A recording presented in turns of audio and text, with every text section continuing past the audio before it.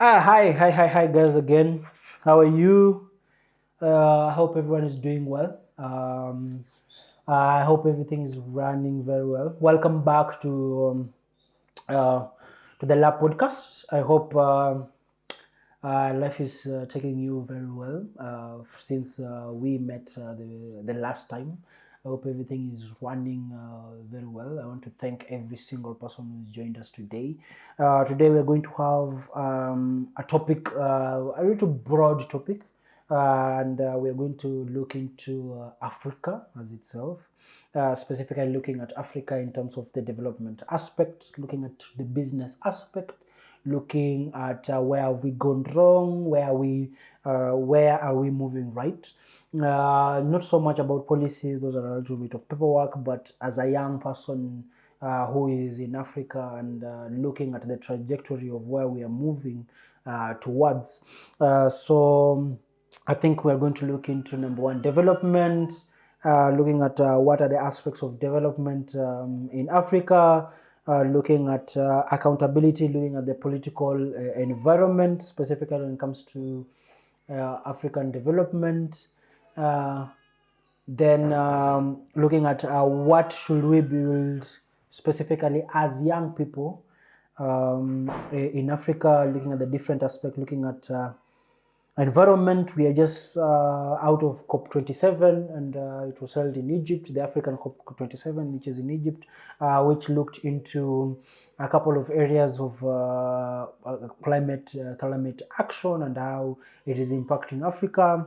Then also looking at the realities as a young person, what are the realities uh, when it comes to business development, when it comes to sustainable development, when it comes to the different policies and also governmental structures that are there, specifically when it comes to development. So thank you and welcome. Let me take some tea. Uh,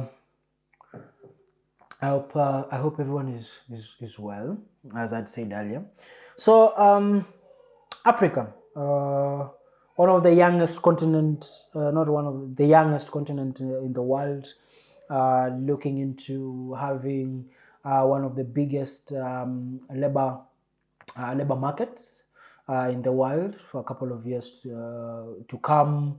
Looking at the median age 19, I think 19 to 20, something of the sort, and also one of the continents that are a little bit low when it comes to development and moving forward. Uh, Also fast, looking at one of the continents that is also growing really fast. Looking at countries like Nigeria, looking at countries like Rwanda, looking at countries like Kenya, looking at countries like South Africa. However, for Kenya and South Africa, it's a little bit dwindling down. The pace is not the same as it used to be. But what are the key factors that are bringing out such kind of issues and such kind of problems, and what does it mean specifically for us as young people, and how we're moving forward. So I think whatever made me come and start to have this conversation is uh, there is one podcast that I was watching for Jordan Peterson, and they were discussing about climate action, and they were looking into also why Africa is also poor. And one thing that I picked up, and I think I agreed with whatever they were saying, is the fact that people are still sticking on aspect of colonization and all this, and that is the reason why Africa is still not developed until today. And looking at also resource development and resource management and all that. And I think one of the areas that I really do agree is us not only just only focusing um, on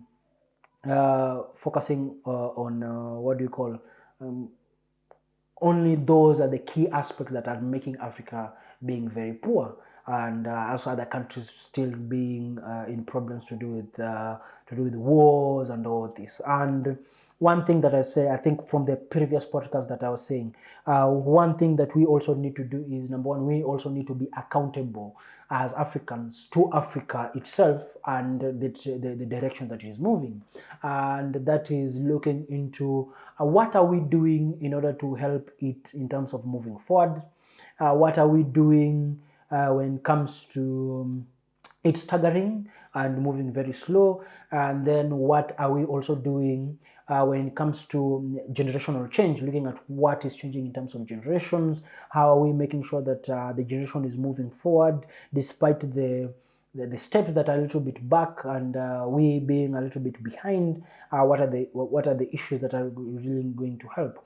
And one of the areas that I also want to start with is number one, when you look at the Millennium Development Goals, which are the MDGs, which were from the 2000 to 2015, and one of me being one of the people that we have been engaged a little bit with the MDGs and the SDGs. And one of the areas that we came to understand is sometimes some things in Africa didn't work because not only, yes, the skills, lack of preparedness and all that, but also us as Africans themselves, looking at the leadership that is in Africa, there's a little bit of a very big problem. And we also need to start talking about this. There's a really big problem when it comes to corruption, when it comes to poor leadership, when it comes to identity crisis and identity politics, which is a little bit pulling us behind. We had a little bit of an argument with my father and also with my brother, and it was a little bit when it comes to political ties and political things. And for me, I was looking into. We had one person who was studying at our community, and I was telling him this guy is really nice because he whatever he's saying he has already practiced out of politics, and he has really done things to he has really done one or two or three things that we can give him a chance and see how he can do. But and the argument that we had and why they said they could not agree with that is because number one is not of the tribe, they do not know the father, they do not know the mother, they do not know all this and that. And the argument was not in the basis of competency, but the argument was in the basis of who is he and where do they know where they're coming from. And every single time then they elected this other person, and right now he's calling me to complain that the person that was elected is number one, instead of going to the parliament, they're arguing about increasing salary. They're not giving the governor a little bit of leeway for them to work, and every single thing is complaining every single time, and there's nothing that is being done. Then they're like, okay, we chose him, and now we have to stay for the next 5 years with them as we look for another person, which I know it is going to be recurrent and it is going to be done the same. And I feel like it is something that either number one, we tend not to see, or we are turning a blind eye to it, leaving a gap or an issue where we are having incompetent people, not in the basis of what they can do, but in the basis of who they are and who we are related to. Then another thing that I also wanted we will also look into is number one,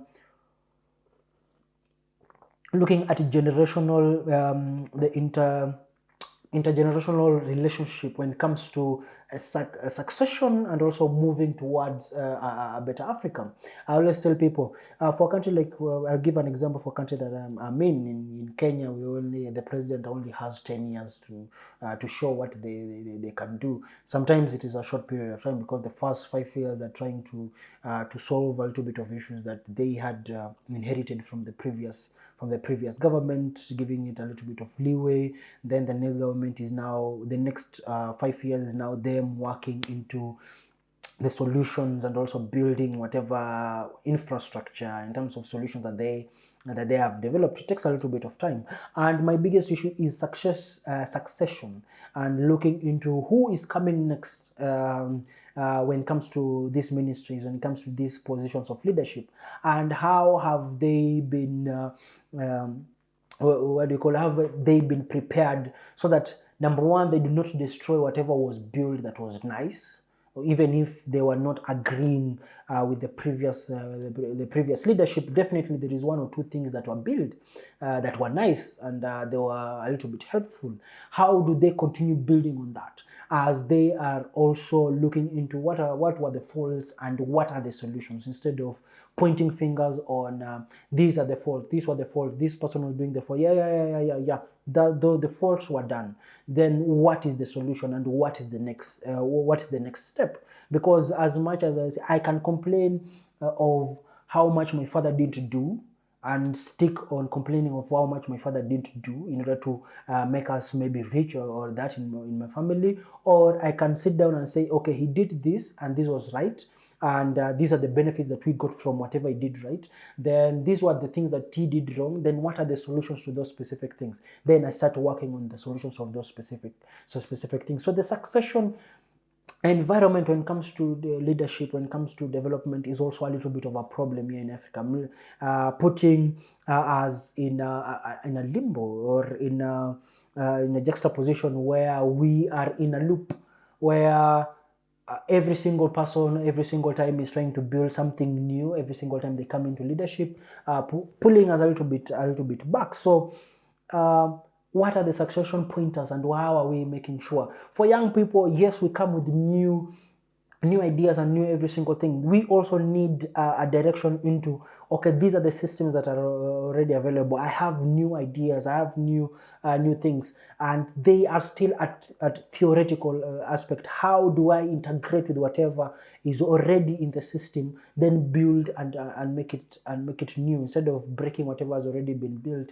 Then we start complaining, oh, okay, you said you want to do this. It's because for the past 5 years this person is trying to destroy everything that this other person built, and is trying to now build new systems which take a little bit of time. So the succession is aligned towards Africa becoming a young continent, and we are tending to move forward to for the betterment of the society.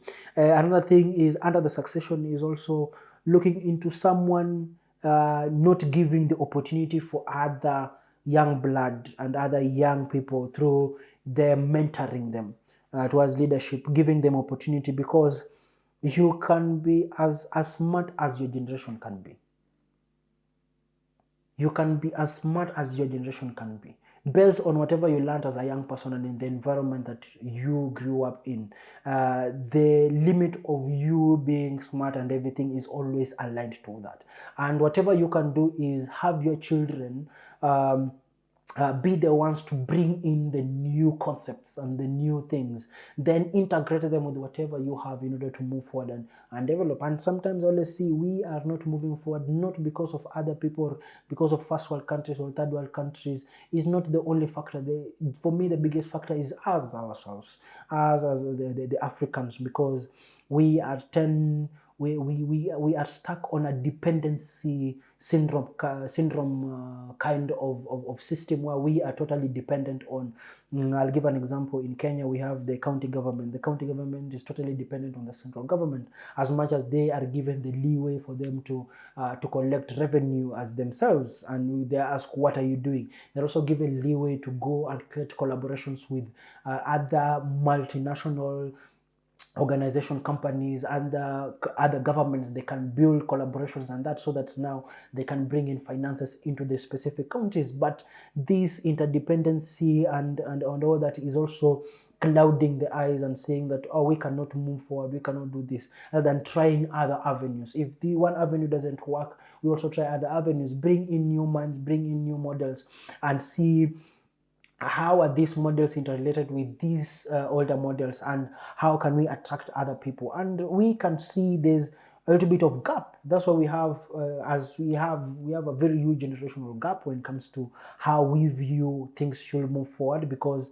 there is no synergy between the two group. One group wants to get stuck or on one specific point, either by themselves or those who are around them and advising them.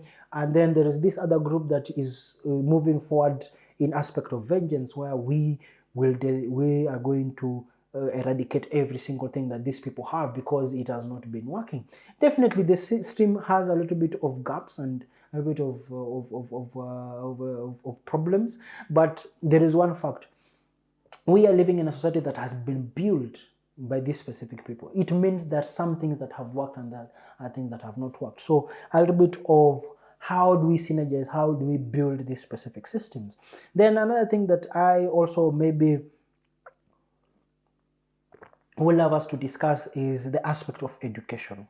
And the aspect of education is not only looking into having the ABCD or the CBD. Or, I think for me, I remember I used to grow up and we were only appreciated by the basis of how many marks or how many points we got. Do you get an A? Do you get a B? Do you get a C? Do you get a D? For me, I'll say when you're talking about we're talking about accountability and every single thing. Yes, yes, yes. For the older generation, it worked. It really worked. So we cannot just say that it is a stupid system and it is a really bad system and every single thing. No, it worked. Because through that specific system, they were able to build facilities, they were able to build infrastructure, they were able to build systems that we are using today in order to help us build, in order to create an environment where we can think beyond just the environment that we have grown up in. It has also brought an aspect that has also helped us meet other people from different countries, from different continents, so that now they can also challenge us and we can also challenge them in order to think beyond the cocoon that we have built in. So we cannot just say the system is bad, but how do we now start building the African education system? We have the English, we have maths, we have every single thing. We also need these subjects, but how are they integrated into the African history? How are they integrated into the societal structures? How are they integrated into the resources that we have here in Africa? It's not a must for us to have investment from abroad to come in for us to just understand what kind of resources we do have here in the continent, and what kind of opportunities, and all opportunities not only as individuals but opportunities as countries, opportunities as a society, in order to build ourselves and move forward. Then number three, also, what kind of systems can we build so that we do not point fingers, we do not hoard the resources, we do not push away other people who are bringing in new ideas, but build a system where we are growing together and building it together. A little bit difficult, because for us as human beings, we are a little bit territorial, and we really love to create boundaries on the territories or every single thing that we have accumulated in terms of resources, and also having other people come in and use these specific resources that can, in order to benefit themselves. There's a little bit of also an issue. However, how do we move away from these biases? How do we challenge ourselves? Because you need to challenge yourself for you to move forward and build yourself and also move forward. You also need to challenge yourself. I'll give an example. When you're talking about COP27 and talking about climate action. If we stop the use of fuels, if we stop the use of coal, if we stop the use of these other things, there are also other people who are not going to benefit out of it. There are people who have built the economies around it. There are people like, I know my mother and my grandfather who has built a system around it. So what are we, they are going to use tackle, what are we introducing into the system that is not going to push them away from a little bit far, so much away from whatever they're used to, but it can integrate them into the next step. So how are we replacing sustainable crops and wood to replace the furniture to replace the wood and timber that is being cut from natural forest? What are we introducing? Because when we introduce, I'll give an example, when you introduce something like bamboo, where it is, number one, sustainable, it reduces carbon monoxide in the atmosphere 45% more than any other tree. So you'll see people will still be using it as firewood and everything, but its sustainable nature is going to help in terms of improving these people. Then it is easier now for them to try and train them. Okay, instead of you just using a firewood, you can develop briquettes. You can do this with this specific product. Then now it also helps them move. Does not destroy their financial systems, but also helps them move. and see why it is very important and what are the benefits that they are gaining from it. And I think for us, we really need to have such kind of mindset where it is easier for us to know what are the next steps, what should we do, what are we using in the specific system that we have right now, and we are moving forward in order to help in terms of developing it and developing Africa. So as we're looking into the kind of areas and looking at how we can enter into other programs, yes, it is going to take a lot of time, as you have said, but it is strategic and in terms of moving, and the education system should look into these kind of avenues and this kind of areas where whatever is being taught is African. There is a practical aspect of it, so that now we can move from policy and having very good documents, specifically when it comes to Kenya, into there is practical action into it. Something that I always love is, for example, right now Kenya is having a new government, and the kind of things that we see always in news is people complaining about the previous government. And the question that I think I've been having a discussion with one of my friends is, okay, it was done, so what are the solutions and how are you now starting? Tell us, okay, they built maybe SGR. It's no. What are the next? What next should be done? How are you going to use that specific resource in order to build new gaps that people can use it and also develop and also develop themselves in terms of society, because that resource is already there. How are you using that specific resource? Bring out the aspect of us being accountable for every single thing that we do. If I fight my neighbor because of specific resource and everything, I need to be accountable and say, it's not that this person came here and gave us it. We have lived a couple of generations, so we have technology right now. We have information right now is coming through us through YouTube, through the different areas. How do we take advantage of that so that now we can build, number one, the information, the kind of information that we want the next generation to have. Then number two, how do they use that specific resource in order to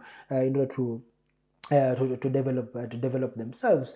Now, bring me to the different areas when it comes to leadership, when it comes to policy development, when it comes to policy integration. And I think one thing that we always learn in the policy sector is, as much as these policies are going to sound very well, then if you do not put action into it, then there is nothing that is going to happen. It's just like faith. But how do you put this into action? How do we break it down from a long or a big document into feasible actions or feasible activities that can be done and help in terms of making sure solutions are being built step by step and slowly by slowly. And we have come to notice we have really good policies. Different countries have really good policies. We have the Agenda 2063 that is from the for the African Union. We have gone through it. It has really nice things that can be looked into. We have the Department of Youth in the African Union, which I'm really sorry to say, someone who is in the development sector, I have really had less and very less of whatever they are doing, because their department is the one that is holding the highest labor system that is in the whole of Africa. So I think the areas that I was looking at, and especially at the policy sector, looking at the things that I've also mentioned, and also looking at the youth department specifically, when it comes to the African Union and it having this number of people and the influence that it can have, specifically when it comes to changing the education sector and all this. These are things that we really need to look into and help in terms of development and moving forward. I think another thing that I also want to discuss on and also look into is looking at the technology, looking at the integration between technology and development in Africa, because this is also one thing that we are also pushing it to be. Young people are really pushing and moving with it, and we can see how it is being integrated. You can see also the impact that it is helping in terms of the kind of entrepreneurs that are developing in Africa. But when you look at the support, and the support being a little bit low, we are having a high rate of startups coming up. Then we also have a very high rate of startup dying off, and it is because of the kind of systems that we have that can help in terms of support, and also building the different models that can help build different entrepreneurs to move forward. Then also the availability of finances inside the continent, not only just depending on outside the continent, inside the continent, that can help in terms of pushing these specific enterprises, and also looking at these startups move forward at the pace that they can develop. And also another thing that also a little bit breaks it, or doesn't break it a little bit even, is looking at pushing the African entrepreneur, or pushing the African startup to scale a little bit faster. Now bringing out an issue where people are scaling when they are not mature enough, and also looking at people scaling when they really do not have the right equipment, the right facilities, the right skills, so that now they can develop these specific systems. And when I'm talking about technology, I'm not only just talking about technology being integrated, or being one of the services, or being one of the service providers in the specific enterprises, but also an avenue in which it can be used to be for education and development, and also something that can help in terms of building the blocks, having the building blocks, that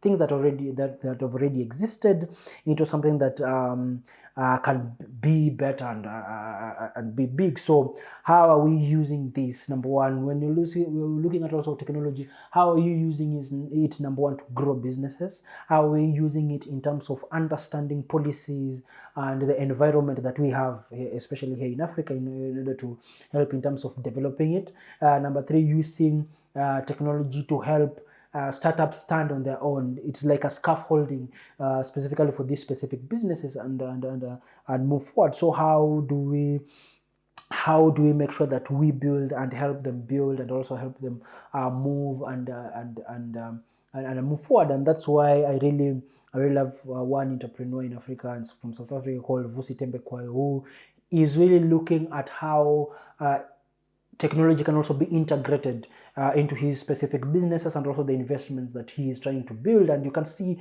he's an African trying to put money into Africa, making it develop, and also big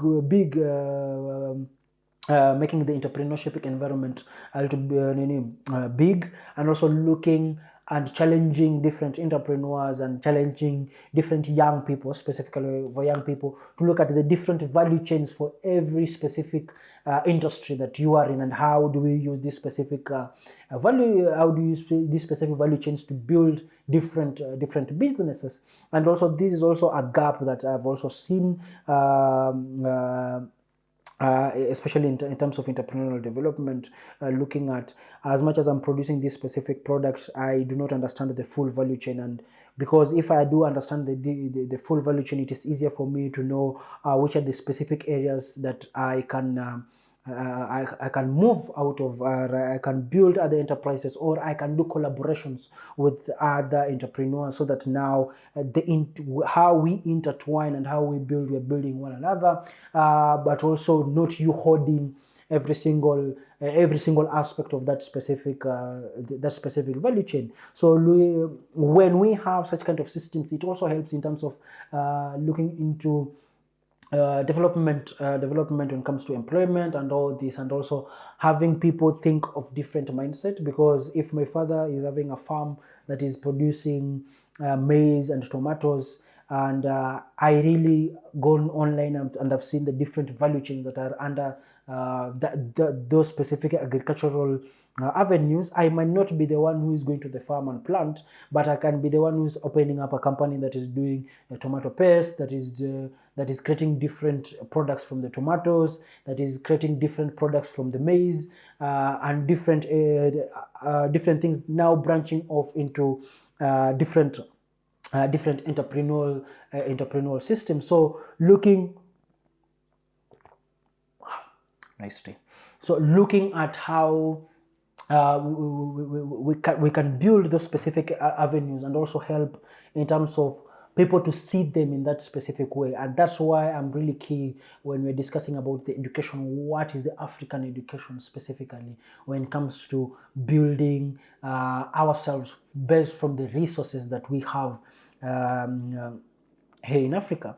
And when I'm discussing about these value chains and how we can work together, I think also remember one thing that I had that we say that also another big problem that we also really have is also pulling each other down in a way that uh, for some places I think I've visited and also discussed with different people, you can hear someone say, or you can see based on the actions and the activities that these people are doing, you can see people are comfortable having 5 poor people rather than having 2 rich people and 3 poor people, and forget that if you have 2 rich people and 3 poor people, there is an avenue. If you guys are looking into collaboration and working together, it might not affect your generation, it might affect maybe the next generation, where the friend of this and the friend of that can be the child from this generation and the child from the other generation, this one rich and this one poor, can work together and can collaborate, now giving the child from the poor background a different perspective of how they can build wealth and how they can build their specific systems in order to develop themselves. So looking at it in that specific way helps help develop, so that instead of having 5 poor people in a community, we rather have in the next generation we have 4 rich people and 1 poor person. Then as we move forward and through the education and through the different aspects that every single person is developing themselves and also they're learning from one another, it is easier for us to understand and also build on one another. And as much as I'm discussing on issues to do with technology and it coming into Africa, there are some spaces that we will need these specific collaborations in order to work together, in order to make sure that things are being built in that specific area. Then another thing is, and I always say this: if I get into an aeroplane and I'm told that the engineer who made that specific aeroplane is an African from maybe my village, and the pilot who is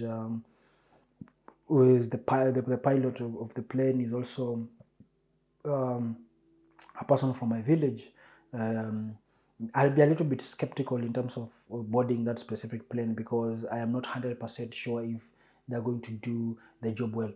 As with a matter of fact, this person has gone through a lot of systems, a lot of background checks, he has done this work very well until he has been made the pilot.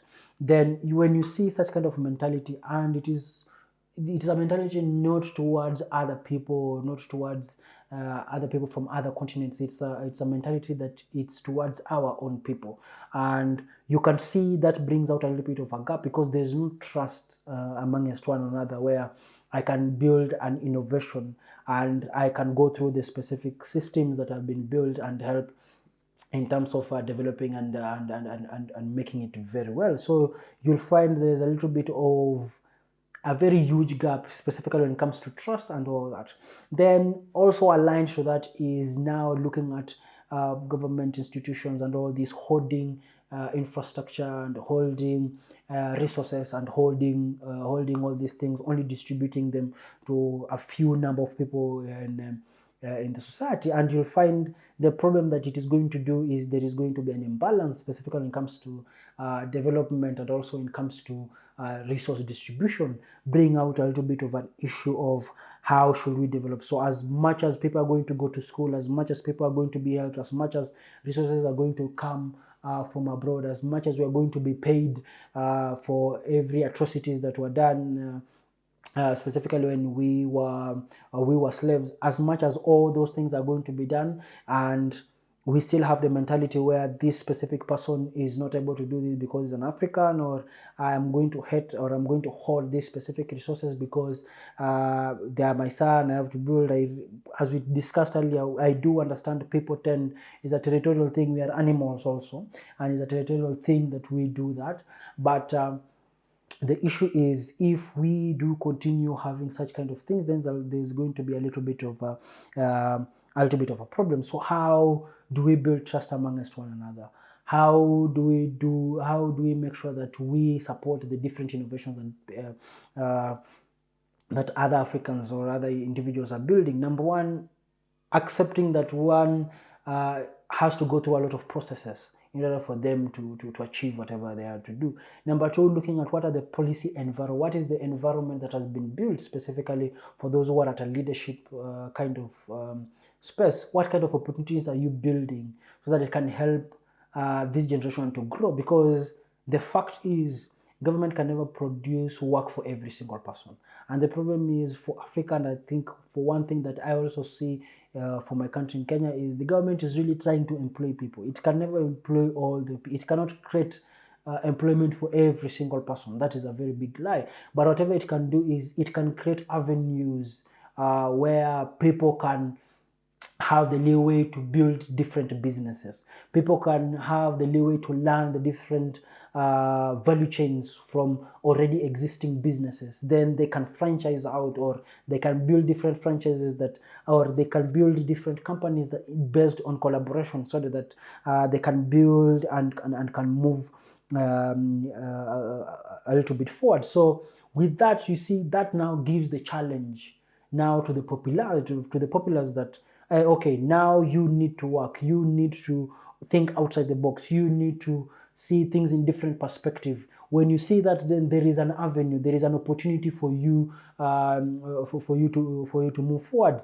And if you do not work hard, if you do not do all these things, if you sit down and complain and say, oh, it is because of colonialism, or it is because of climate change, or it is because of blah blah blah, 1 2 3 or 4, then the consequence of that, and the consequence of that is you're going to be poor, and there's no way that it's a consequence of any other person. So you'll have to take the responsibility of you as an individual, looking into how you can develop and build the different systems. And I really appreciate that through technology now we have different companies, we have different institutions that are coming built specifically from young minds that are helping in terms of building the education system, and also building different avenues that we only see in the Western world, and we also want it to be in Africa. However, the only thing that maybe I always do and always caution is the fact that not all systems that have already succeeded in Europe or succeeded in America can succeed here in Africa. That's why I was talking about the education system. Not all the systems from these different continents can work here. Some will, but not all of them can, because when we're looking at a different market. We're looking at different supply chains. We're looking at different cultures when it comes to products and consumption of different products and all that. And it is very important for us to look at how we can integrate those specific systems to whatever is feasible here in Africa. Then look for how it can be run by us as and individuals and move forward. And when we can look for a way how we can cover those specific gaps, making sure that those who are competent enough in order to build those specific systems are there, and they've been given that specific opportunity to run them, then it can make it a little bit easier, because now with that it means you have already understood the market value, you have already understood which are the specific businesses that are going to make sense specifically in this specific community or this specific country, through various feasibility studies, and looking at how people are going to benefit from it. Because if the community, I always tell people in Africa, if the community really doesn't benefit directly from it, then there's going to be a little bit of a problem of, specifically when it comes to the sustainability of that business, the sustainability of every single thing that you are really trying to improve. So we really need to look into that, and looking at also specifically for someone who is from the policy environment, and I think I've already mentioned this, how do they create this specific environment? There's one fact, an individual cannot build every single thing alone. We really need to look for a way how we can work together and build these things together. And when we learn that, then it is easier now for us to get into the technical aspect, looking at which are the specific which is the specific businesses that you are trying to build. How is it interconnected specifically to the value chain that sorry, how is it interconnected with the market demand in the specific community or the environment that you have, which is its specific value chain, which are the already existing businesses that, number one, either they can be your competition, which is normal in business. Number two, they can be a complementary in one way or another, or how are you going to work together with already existing companies that cover the specific value chains that the specific areas in your value chain that you're doing, so that now it can help you in terms of developing and also building various areas. I think that I do really appreciate, specifically when it comes to Africa, is these different hubs and youth hubs that are really helping in terms of developing the skill set specifically for young people. However, I think for one thing that I will a little bit complain and a little bit not see it in, I don't know how people are going to take it, is the over focus on building of applications and apps. And this is because half of the market, specifically in Africa, are still not at the expert stage when it comes to technology. So, which means you are putting half of the market demand away from whatever you want to do, and it is easier to do tangible and use technology for, number one, accessibility. For those who already have phones and all that, how can they access the services that you're providing very fast?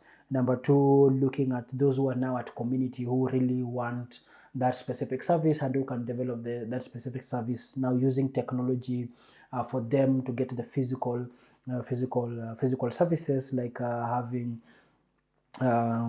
having an SSD code, where if maybe there is an emergency, the SSD code has been interconnected directly to the nearest general hospital or any hospital, where the person just presses the SSD code and they call, an ambulance is dispatched immediately in order to move, or having what do you call, or having um, mobile clinics, where we have these clinics that are moving. It's not a must for us to build infrastructure. Sometimes it really doesn't work. Or also looking at the security of different places, but looking at innovations like mobile hospitals. Yes, you're using technology to move or to reach, so it is reaching these specific areas, but now for them, they don't have the time to use the app, and they don't even have the devices to download the app, but the specific service, they can reach to that specific service, or the specific service can reach to the target community very fast. So looking at avenues in which we can build the different systems in a very good way. However, the government also creating an environment. I do understand the aspects of what do you call, um, aspect of corruption and everything. Different systems, and I always say all systems in the world today have a little bit of an aspect of corruption. However, to what extent? And it's not that I am saying this is something that should be done, or it is something that is very important. But for me, it is which kind of resources directly impact the specific community. How does it reach to this specific to these specific communities? Are they benefiting? Are they benefiting from it? Especially the core services like health, like education, like housing, like sanitation, and all that. If we can have these specific services reach out to these specific people, and they can benefit from it, it makes it a little bit easier in terms of movement and development. Then I think another area that maybe where we can also look into is doing young people also looking for different avenues apart from just having white collar jobs, because there is this bubble that we are in, that everyone needs to work in an office, everyone really needs to get employment, and as I said earlier, not the government cannot employ every single person. Look at the population of young people all over the world, not over in Africa, sorry. Look at the different companies and businesses that are coming up, and looking at the looking at the rate at which the population is also growing. So you'll find there's a little bit of a gap. So looking at different areas like art and development. However, this cannot not only just develop themselves if Africa cannot reinvest it in itself. It cannot put the finances in its own self. It cannot put finances in its own young people. The fact is, not every single person is going to produce the perfect, that things that are going to be a loss. Profits also can be made. Nothing comes on a silver platter. You cannot just invest in someone and it's going to be big at once, or every single thing. Some things takes a little bit of time, and it is for us to understand this kind of avenues. Then looking at issues to do with risk management, training people on risk management, where they risk to invest in a specific place, it is going to fail, it is going to win. That is the nature of business and how business runs. So looking at these specific areas where there's reinvestment into the continent itself, then moving from now, because with the reinvestment, then it means it creates a gap where we need now to start manufacturing and start producing products or finished products in the specific continent, which will increase employment, which will also look into now having us ourselves now directing and also controlling the market, because now we are producing the finished product. But if we really do not have the manufacturing capacity and everything that is being or the finances that are being given into Africa are only based on raw materials, then it becomes a little bit of a problem, because raw materials do not build economies at a very big scale. It is just a little bit of money. Then the problem is the end product. It is very easy, not easier for you to control, specifically when it comes to the market. So how do we move from a consumption economy into a production economy, where as we are having the agricultural production increase, then we are having companies that are dealing in terms of manufacturing, different companies looking into the different value chains, then through these specific value chains finding experts, or finding people who have learned and have seen how they can use these specific avenues in order to develop and also build themselves. So when it comes to there is a gap of us working on ourselves. I think I'm going to be finishing here. There is a gap of us working on ourselves, and us looking into how do we build, number one, the knowledge base when it comes to Africa. How do we build, number two, the environment when it comes to economic development and all that. Number three, how do we reinvest the finances back into Africa? Number four, looking at the leadership, looking at the different aspects of leadership when it comes to Africa itself, looking at the policy environment and how we can work it together, then taking a leeway and accepting that sometimes the hot rod is the one that we need to take. Democracy sometimes sounds really good, but when you look at what comes out of it, it becomes a little bit of an ish. I think for me, I don't know if other people who have joined us today also think the same, but I think for me there's a little bit of a gap there. It is good, but sometimes we also need the hard road and also need the hot road uh, for us to develop and also move and also build themselves. So I think for today I'm going to end there, and I really hope that this can a little bit open up the minds for different young people, those who are already in leadership, those who are looking into development and different aspects. Uh, I hope that through the comments and through the different social media platforms, we can discuss, we can see what have I not captured very well, what maybe someone who has seen it in a different aspect can correct me in one way or another, but make sure that we are moving together towards number one, holding ourselves accountable as Africans in terms of the issues that are affecting us as Africans. Number two, stop the dependency syndrome where we are totally dependent on other financial institutions or other economies in order to build ourselves. Then understand the aspect of starting from scratch and building slowly by slowly moving forward. Then looking from policy to action, specifically when it comes to the leadership and the different aspects. Thank you so much for joining me today. I really hope that it has a little bit been insightful. Let's meet on all our social media platforms, the Lab Podcast, for the audio podcast, all podcast platform, audio platform, podcast platform, that is Spotify, Apple Podcast, and all that. Please just look for the Lab Podcast or search the topic. We'll also share the link of the different podcasts when we upload when this video is already on our YouTube. Let's continue this discussion and let's see, where do we think as different Africans, can we ponder our heads and see where do we think we can be, and how do you guys think, or how do we think we can reach that specific point. Thank you so much for joining me today, and have an awesome evening or morning, depending on where you're joining us from. Thank you.